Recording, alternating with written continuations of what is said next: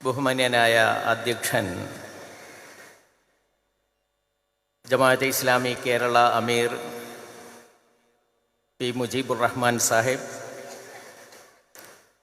ഈ മഹത്തായ സമ്മേളനത്തിൻ്റെ ഉദ്ഘാടനം നിർവഹിച്ച ഹസ്രത്ത് മൗലാന സയ്യിദ് അഹമ്മദ് വലി ഫൈസൽ റഹ്മാനി സാഹിബ്, വേദിയിലും സദസ്സിലുമിരിക്കുന്ന പ്രിയമുള്ള സഹോദരങ്ങളെ, സഹോദരികളെ, ഇത്തരമൊരു സമ്മേളനത്തിൽ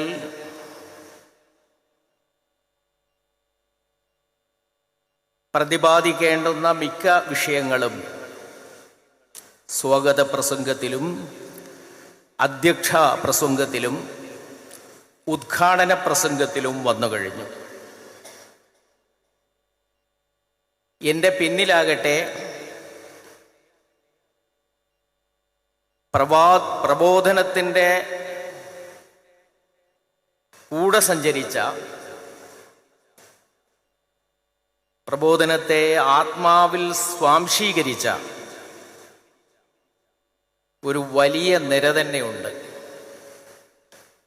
അവരാണ് ഇന്ന് സംസാരിക്കേണ്ടത്.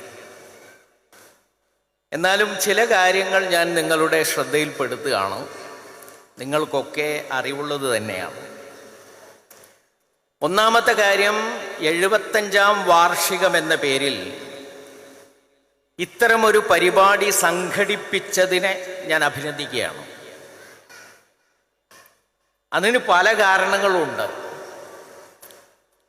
ഇതിൻ്റെ നേതാക്കളും അണിയറ ശില്പികളുമായ ആളുകൾക്ക് പ്രബോധനത്തിൻ്റെ പ്രതിജ്ഞയും പ്രതിബദ്ധതയും ഒന്നുകൂടി അരക്കിട്ടുറപ്പിക്കാൻ ഈ ആഘോഷ പരിപാടി സഹായകമാകും. പ്രബോധനത്തിന് മറ്റൊരു പത്രത്തിനുമില്ലാത്ത ഒരു ഭാഗ്യമുണ്ട്. ആ ഭാഗ്യം പ്രബോധനത്തിൻ്റെ വാഹകർ, അവർ പ്രബോധനത്തിൻ്റെ പ്രണേതാക്കളാണ്, സ്നേഹിക്കുന്നവരാണ്, പ്രണയിക്കുന്നവരാണ്. അവരിതിൻ്റെ വാഹകർ കൂടിയാണ് എന്നുള്ളതാണ്.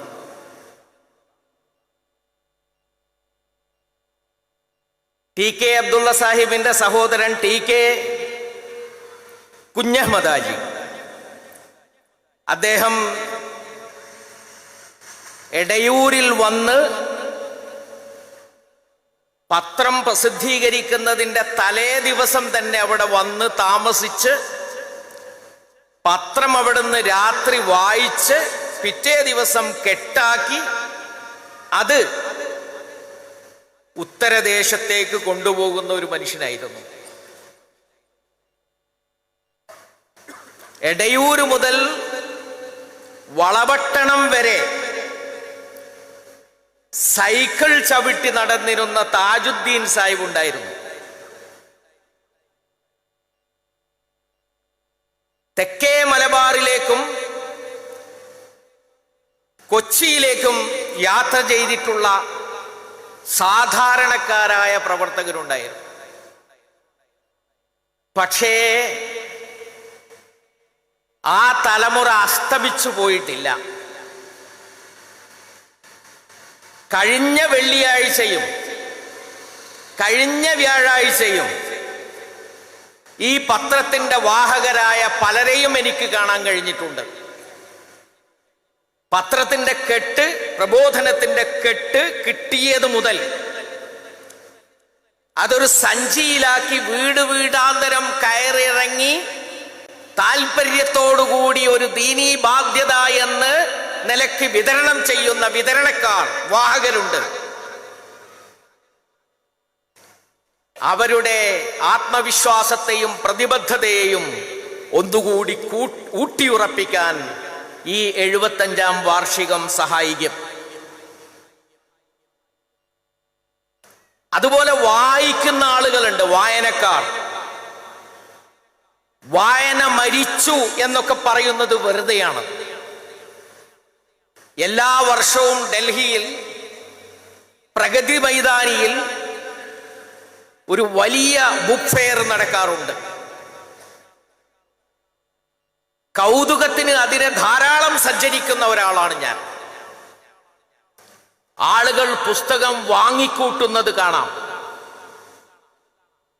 ഓരോ ബുക്ക് സ്റ്റാളിലും ആളുകൾ ചെന്ന് തപസ്സിരിക്കുന്നത് കാണാം. അതിലധികവും പുതിയ കുട്ടികളാണ്. എനിക്കുണ്ട് 2 പേരക്കുട്ടികൾ. അവരെത്രയാണ് വായിക്കുന്നത് എന്ന് എനിക്കറിയില്ല. അവരുടെ കയ്യിൽ ടാബുണ്ട്, അവരുടെ കയ്യിൽ മൊബൈലുണ്ട്, പക്ഷേ അവർ വായിക്കുകയാണ്. അവരുടെ ദാഹം തീർക്കാൻ പറ്റുന്ന മൂല്യങ്ങളുള്ള പുസ്തകം കൊടുക്കാൻ കഴിയുന്നില്ല എന്നുള്ള ദുഃഖമേ ഉള്ളൂ. വായന മരിക്കുന്നില്ല. ഈ വായന തുടരുന്നുണ്ട്. ഈ വായനയും മടുത്തുകൊണ്ട് പുസ്തക വായനയിലേക്ക് വീണ്ടും തിരിയുന്നുണ്ട്. ആ വായനക്കാർ പ്രബോധനത്തിന്റെ വലിയ ശക്തിയാണ്. ആ വായനയെ ഒന്നുകൂടി ഉത്തേജിപ്പിക്കാനും അവരിൽ പുതിയ ഒരു ഉന്മേഷം നിറക്കാനും ഈ 75ാം വാർഷികം സഹായിക്കും എന്ന് ഞാൻ വിചാരിക്കുന്നു. പ്രബോധനത്തിന്റെ അണിയറ ശില്പികൾ ഇവിടെ ഇരിക്കുന്നുണ്ട്. എനിക്ക് പലപ്പോഴും അത്ഭുതം തോന്നിയിട്ടുണ്ട്. വായനക്കാരിൽ ഒരു തൃഷ്ണ നിലനിർത്താൻ, ഈ കാലഘട്ടത്തിലും ഒരു ദാഹം, ഒരു കൊതി നിലനിർത്തുവാൻ അണിയറ ശില്പികൾക്കായിട്ടുണ്ട്. അവർ കഠിനമായി അധ്വാനിക്കുന്നത് കൊണ്ടാണ് ഓരോ ആഴ്ചയും ഇത് വായിക്കണമെന്ന ആഗ്രഹം നമുക്കുണ്ടാകുന്നത്. എനിക്ക് ഡൽഹിയിൽ പത്രം കിട്ടുന്നത്, പ്രബോധനം കിട്ടുന്നത് ഒരാഴ്ച കഴിഞ്ഞാണ്. പല മേറ്ററുകളും വായിച്ചു തീർന്നിട്ടുണ്ടാകും, അപ്പോഴാണ് കിട്ടുന്നത്. പക്ഷേ എന്നാലും പ്രബോധനം കയ്യിലെടുത്ത് അതിന്റെ റാപ്പർ പൊട്ടിച്ച് അത് തുറന്നു നോക്കി അതിലെ പേപ്പറിന്റെ ഗന്ധം ആസ്വദിച്ച് 1ാം ക്ലാസ്സിൽ ആദ്യം പുസ്തകം കിട്ടിയതിന്റെ ആ നൊസ്റ്റാൾജിക് ഫീലിംഗോടുകൂടി അത് വായിക്കുമ്പോൾ ഒരു ഹരമാണ്. എന്റെ തലമുറക്ക് അതാണ് ഇപ്പോഴും ഹരം. ആ തൃഷ്ണ, ആ കൊതി വായനക്കാരിൽ നിലനിർത്താൻ അണിയറയിൽ പണിയെടുക്കുന്നവർ കഠിനമായി അധ്വാനിക്കുന്നുണ്ട് എന്ന് നമ്മൾ മനസ്സിലാക്കണം. അവരെ ഞാൻ അപ്രീഷിയേറ്റ് ചെയ്യുകയാണ്. ഈ പരിപാടിക്ക് മറ്റു 2 പ്രത്യേകതകൾ കൂടിയുണ്ട്. ഇന്ത്യൻ മുസ്ലിം സമൂഹത്തിന്റെ അവസ്ഥ സ്വാതന്ത്ര്യത്തിന്റെ ശേഷം എന്താണ് എന്ന് വിശദമായി പ്രതിപാദിക്കുന്ന ഒരു പതിപ്പ് നമ്മുടെ കൈകളിൽ എത്തുകയാണ്. വലിയ സന്തോഷമുള്ള കാര്യമാണ്. 4ാമത്തെ കാര്യം, പുതിയ തലമുറയിലെ വായനക്കാരെ കൂടി ലക്ഷ്യം വെച്ചുകൊണ്ട് വിപുലമായ ഡിജിറ്റൽ എഡിഷനിലേക്ക് നീങ്ങുകയാണ്. അതിന്റെ കൂടി പ്രഖ്യാപനമാണിത്. ആ നിലയ്ക്കെല്ലാം ഈ 75ാം വാർഷികം ശ്ലാഘനീയമായ ഒരു സംരംഭമാണ് എന്ന് ഞാൻ പറയും. പ്രബോധനം യഥാർത്ഥത്തിൽ ഒരു അനൗപചാരിക വിദ്യാഭ്യാസ സ്ഥാപനമാണ്. ഇസ്ലാമിക വിജ്ഞാനീയങ്ങൾ പഠിച്ചിട്ടില്ലാത്ത, നേടിയെടുക്കാൻ അവസരം കിട്ടിയിട്ടില്ലാത്ത ആളുകൾക്ക് പ്രബോധനം അവരുടെ മദ്രസയായിരുന്നു, ഇസ്ലാമിക പാഠശാലയായിരുന്നു. ഇസ്ലാമിക വിജ്ഞാനീയങ്ങൾ നേടിയെടുത്ത പണ്ഡിതന്മാരെ സംബന്ധിച്ചിടത്തോളം അവർ നേടിയെടുത്ത അറിവിന് ദിശാബോധം നൽകുന്ന, തിരിച്ചറിവ് നൽകുന്ന അവരുടെ വഴികാട്ടിയായിരുന്നു പ്രബോധനം. അതുകൊണ്ട് ദീനീ വിദ്യാഭ്യാസം നേടിയെടുത്തവരും അത് വായിച്ചിട്ടുണ്ട്, അവരെ സ്വാധീനിച്ചിട്ടുണ്ട്. ദീനീ വിദ്യാഭ്യാസം നേടിയെടുക്കാത്തവരും വായിച്ചിട്ടുണ്ട്, അവരെയും സ്വാധീനിച്ചിട്ടുണ്ട്. 41 വർഷമെടുത്താണ് തഫ്ഹീമുൽ ഖുർആൻ പ്രബോധനത്തിൽ പ്രസിദ്ധീകരിച്ചത്. 41 വർഷമെടുത്തു. 57 ആരംഭിച്ച് 1998 അത് അവസാനിച്ചത്. പ്രബോധനം പുസ്തകമായതിനു ശേഷം അതിന്റെ നടുവിലത്തെ 4 പേജോ 6 പേജോ അതിനായി നീക്കിവെക്കും. അന്ന് തന്നെ ആ പിന്നഴിച്ച് അത് സമാഹരിച്ചു വെച്ച ആളുകളുണ്ട്. ആ പേജുകൾ പുറമേ അലക്ഷ്യമായി കൈകാര്യം ചെയ്യാതിരിക്കാൻ വളരെയധികം ശ്രദ്ധിച്ച ആളുകളുണ്ട്. കാരണം അതിൽ ഖുർആൻ അച്ചടിച്ചു വരുന്നുണ്ട്. ഇപ്പോൾ 25 വർഷമായി ബഹുമാന്യനായ ടി.കെ. ഉബൈസ് സാഹിബിന്റെ ഖുർആൻ ബോധനം അതിൽ നടന്നു വരുന്നു. 25 വർഷമായി. സൂറത്തു ദാരിയാത്തിലാണ് എത്തി നിൽക്കുന്നത് എന്നാണ് എൻ്റെ ഓർമ്മ. ഒരാഴ്ച എന്തുകൊണ്ടോ അച്ചടിക്കാൻ കഴിയാത്ത ഒരവസ്ഥ വന്നിരുന്നു ഏതോ ഒരു സമയത്ത്. ഞാനന്ന് ഹൽക്ക അമീറാണ്. തൃശൂർ ജില്ലയിൽ നിന്ന് ഒരാൾ എനിക്ക് ഫോൺ ചെയ്തു. ഒരു പണ്ഡിതനാണ്, ഇമാമാണ്, നല്ല സുന്നി പണ്ഡിതൻ. അദ്ദേഹം പറഞ്ഞു, ഞാൻ 1/2 മണിക്കൂർ യാത്ര ചെയ്തിട്ടാണ് പ്രബോധനത്തിന്റെ കോപ്പി കിട്ടാൻ വേണ്ടി ശ്രമിച്ചത്.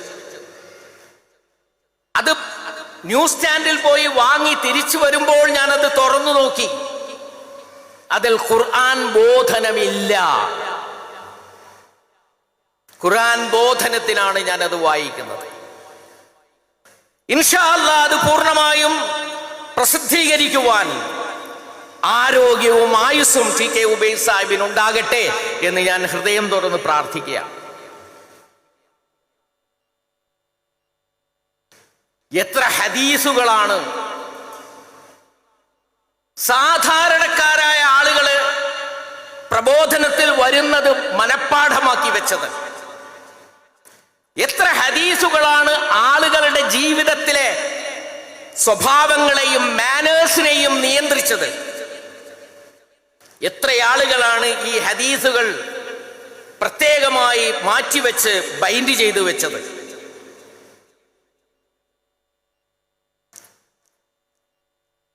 ഫിഖഹിനും നമ്മൾ പ്രാധാന്യം നൽകിയിട്ടുണ്ട്. സയ്യിദ് സാബിഖിന്റെ ഫിഖ്ഹു സുന്നയാണ് അവതരിപ്പിച്ചത്. അതും ഏതാണ്ട് 40 കൊല്ലമെടുത്തു. അത് വളരെ കൗതുകത്തോടുകൂടി വായിച്ചിരുന്ന ഒരു സംഗതിയാണ്. ഞാൻ പറയുന്നു, പ്രബോധനം വായനക്കാരിൽ കർമ്മശാസ്ത്രപരമായ കുടുസായ ചിന്താഗതി നിങ്ങൾക്ക് കാണാൻ കഴിയുകയില്ല.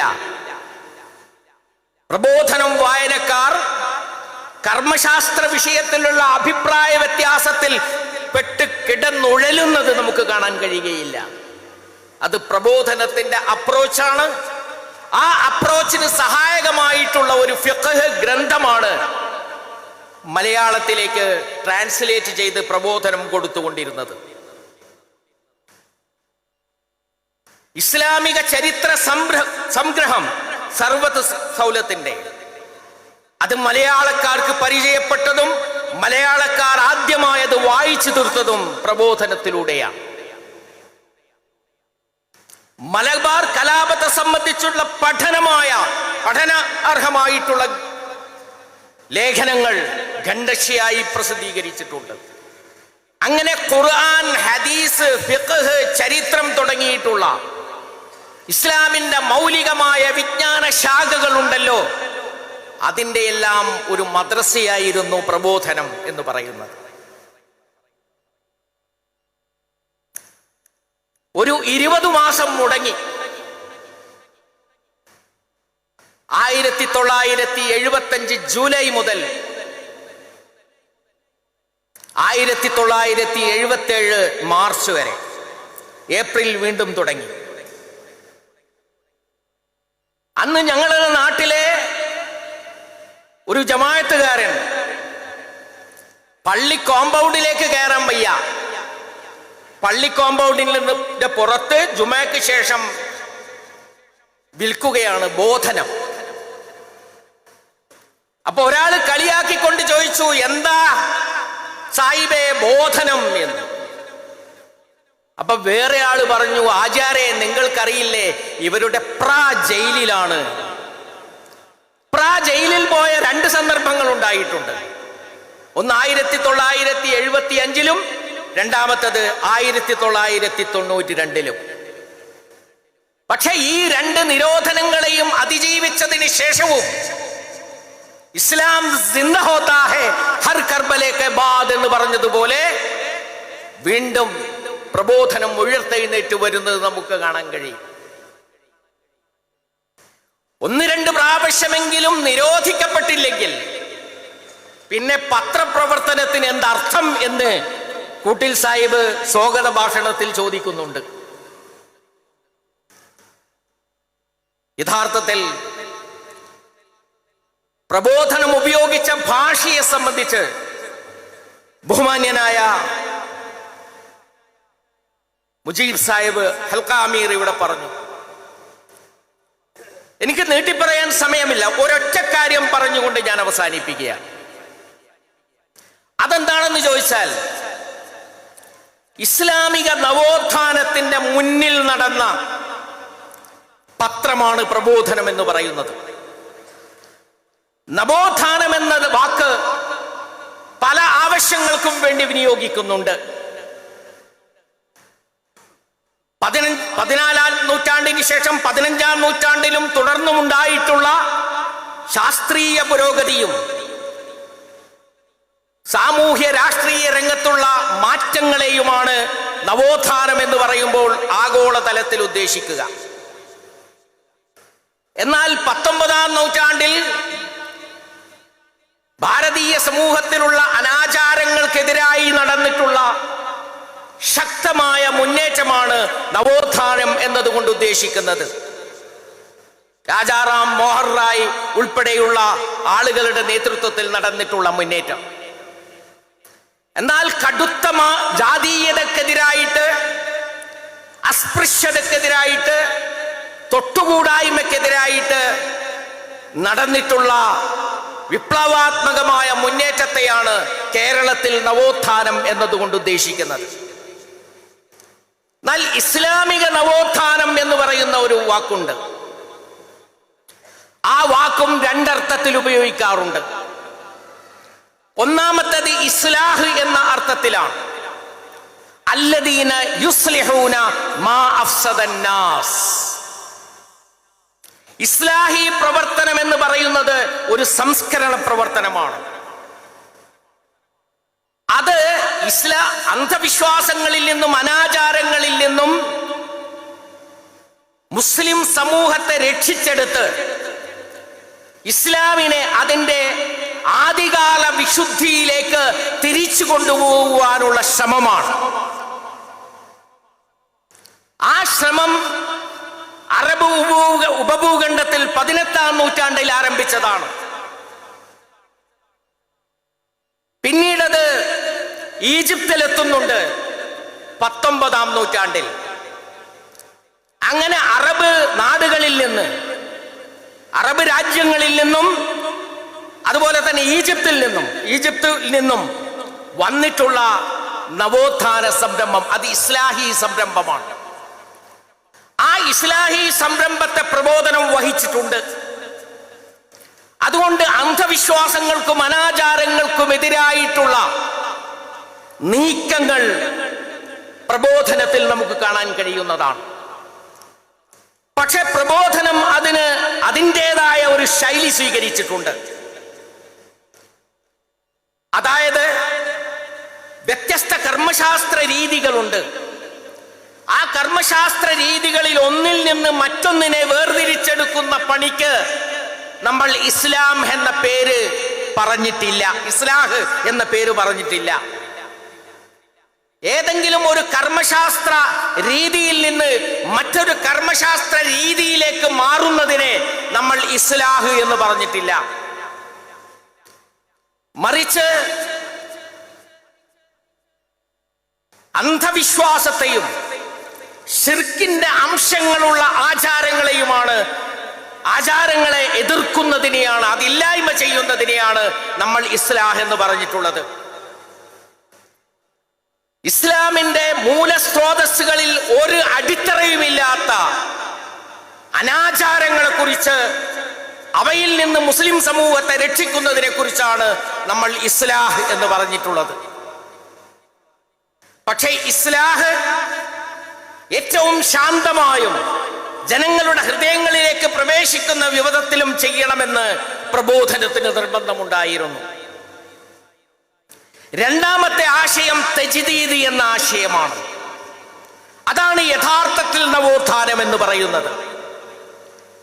തജ്ദീദ് എന്ന് പറയുന്നത് വളരെ വിപുലമായ ഒരാശയമാണ്. ആ ആശയം പ്രവാചകന്റെ വചനങ്ങളിൽ നമുക്ക് അടിത്തറ കണ്ടെത്താൻ കഴിയുന്ന ആശയമാണ്. മൻ യുജദ്ദിദു ലഹാ ദീനഹാ എന്ന് പറയുന്ന ഹദീസിൽ നമുക്കത് വായിക്കാൻ കഴിയും. കാലഘട്ടത്തിന്റെ ഭാഷയിലേക്ക് ഇസ്ലാമിക ആശയങ്ങളെ പരാവർത്തനം ചെയ്യുക എന്നതാണ് ഒരാശയം. രണ്ടാമത്തെ ആശയം കാലഘട്ടത്തിലെ ചിന്താഗതികളെ അഭിമുഖീകരിക്കാനുള്ള പ്രാപ്തി ഇസ്ലാമിക ആശയങ്ങൾക്ക് നൽകുക, അതിനുള്ള ഭാഷ രൂപപ്പെടുത്തുക എന്നുള്ളതാണ്. മൂന്നാമത്തെ ആശയം കാലഘട്ടത്തിലുള്ള പ്രശ്നങ്ങൾക്ക് ഇസ്ലാമിന്റെ മൂല്യങ്ങളിൽ നിന്നുകൊണ്ട് പരിഹാരം നിർദ്ദേശിക്കുക എന്നതാണ്. ഈ നവോത്ഥാനമാണ് നമ്മൾ ഹസൻ അൽ ബന്നയിൽ കാണുന്നത്. ഈ നവോത്ഥാനമാണ് സയ്യിദ് ഖുത്ബിൽ കാണുന്നത്. ഈ നവോത്ഥാനത്തിനാണ് സയ്യിദ് അബുൽ അഅ്ല മൗദൂദി നേതൃത്വം നൽകിയത്. ആ ഇസ്ലാഹിന്റെ ധാരയും ഈ തജ്ദീദിന്റെ ധാരയും ഒന്നു ചേർന്നുകൊണ്ട് പ്രബോധനത്തെ സമ്പുഷ്ടമാക്കുകയാണ്. കാലം മാറിക്കൊണ്ടിരിക്കുകയാണ്. കാലം മാറിക്കൊണ്ടിരിക്കുന്നതിനോടൊപ്പം തന്നെ അഭിമുഖീകരിക്കുന്ന രീതിയും പ്രസന്റ് ചെയ്യുന്ന ശൈലിയും ആളുകളോട് സംസാരിക്കേണ്ട ഭാഷയും നമുക്ക് ഇനിയും മാറേണ്ടതുണ്ട്. സയ്യിദ് അബുൽ അഅ്ല മൗദൂദി പറഞ്ഞതുപോലെ എത്ര നടന്നു കഴിഞ്ഞു എന്നുള്ളതല്ല, ഇനിയും എത്ര മുന്നോട്ട് നടക്കാനുണ്ട് എന്നുള്ളതാണ് നമ്മുടെ ചിന്താവിഷയമാറേണ്ടത്. അതിനുള്ള പ്രചോദനമാകട്ടെ ഈ 75ാം വാർഷികം എന്ന് ആശംസിച്ചുകൊണ്ട് എന്റെ വാക്കുകൾ ഞാൻ ഉപസംഹരിക്കുകയാണ്. വആഖിറു ദഅ്വാനാ അനിൽ ഹംദുലില്ലാഹി റബ്ബിൽ ആലമീൻ. അസ്സലാമു അലൈക്കും.